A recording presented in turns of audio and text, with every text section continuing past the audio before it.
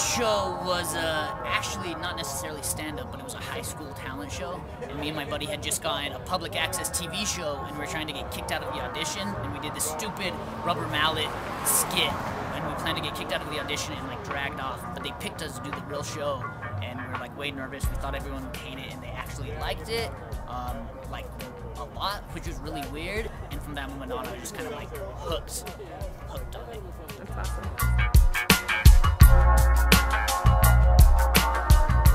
I definitely had a really lucky experience for a first time. A lot of times the first time is bad, and like you can't even get her bra unsnapped with no stand-up. A lot of times the first shows, like my shows after that doing real stand-up, all sucked. They were terrible. They were at like a restaurant on Mondays at 10 p.m. when there were like 8 people there eating dinner and didn't want to see stand-up with their kids and like all this terrible stuff. So, but you have to go through that, and that's kind of, you hear like you got to do all these crappy open mics and you got to do all this, and you do, but depending just on how lucky you are, you're gonna have awesome shows. Not even really depending on how good you are, but if the crowd's cool, if you get a big crowds are so much easier than small crowds because they laugh more. So seriously, it's a numbers game. Just keep doing it and do the small shows and do the big shows and just do anything you can get. Do weird venues too. If you get some weird opportunity that's not just a stand-up show, do comedy at that, because people like kind of break the tension with comedy unexpectedly.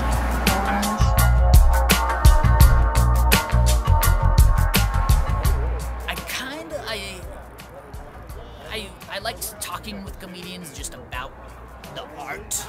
It's so pretentious. About the art of comedy. And occasionally I'll get feedback, but it's kind of just like advice in general with anything in life. Most people give too much advice, and I love giving advice like when I'm asked for it, or like when it's really wanted, whether it's comedy or anything else. Like sex, I'm really good at sex, and I can give advice, but only if you ask me. No, generally I don't. Like, I don't come up after a show and be like, hey, you know what would be funnier is if you told that joke topless in blackface. No, not like that. But I like talking about comedy with other comedians and sharing ideas and listening to each other and deciding whether to use the advice or not.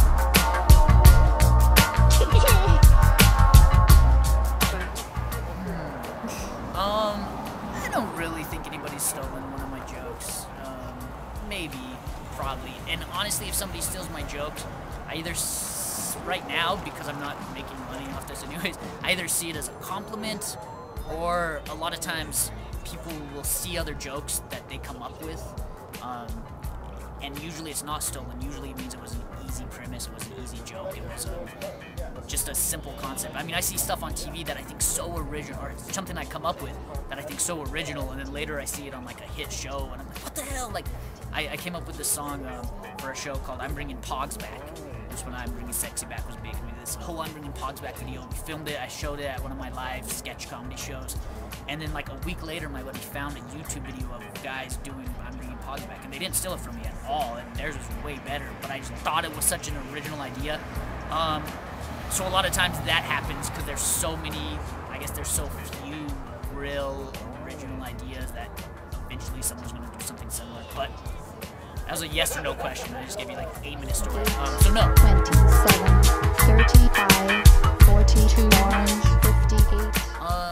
Hecklers actually kind of become fun to an extent if you like interacting with the crowd. And I kind of started interacting with the crowd doing a sketch comedy and improv before stand-up. And so I love playing with the crowd anyways. I love bringing people on stage and making them uncomfortable and playing with their tension.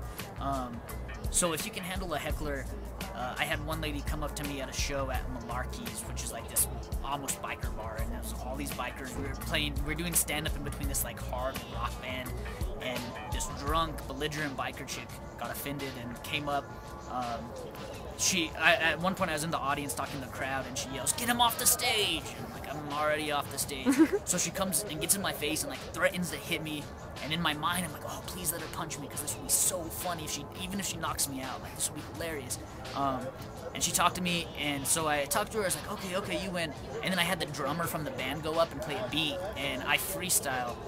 That's one of the things I do in my act a lot. And so luckily I just turned the whole situation into a freestyle, and I just rapped about the girl, and I was kind of like lost the crowd earlier in the show, and that totally brought it back. So the hecklers, you know, if you can just, you react to anything, whether they're fun, if they laugh weird, if you can react with the crowd, it keeps you fresh, it keeps it natural. It's like same way with the heckler, I guess. It just sucks when they're drunk and loud and won't shut up.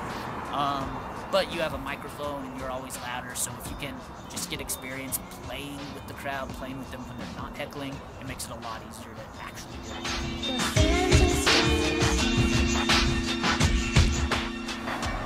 The best place to do comedy in Albuquerque, New Mexico is like definitely any bar where there's a lot of like guys with collars popped and that think they're all cool and that work out a lot, because then you could just go up to the bar and you do comedy with the girls, and they'll like you way more than these boring business majors.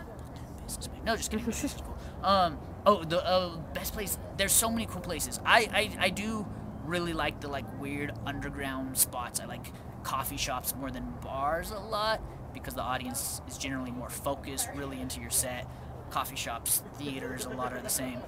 Bars can be a blast. Some of my favorite shows have been at bars. It's just more of a crapshoot, whether they're like drunk and cracking up, or drunk and obnoxious and don't want to see some skinny white comedian ruining their game spitting and talking about their business degree to the fucking girl at the bar.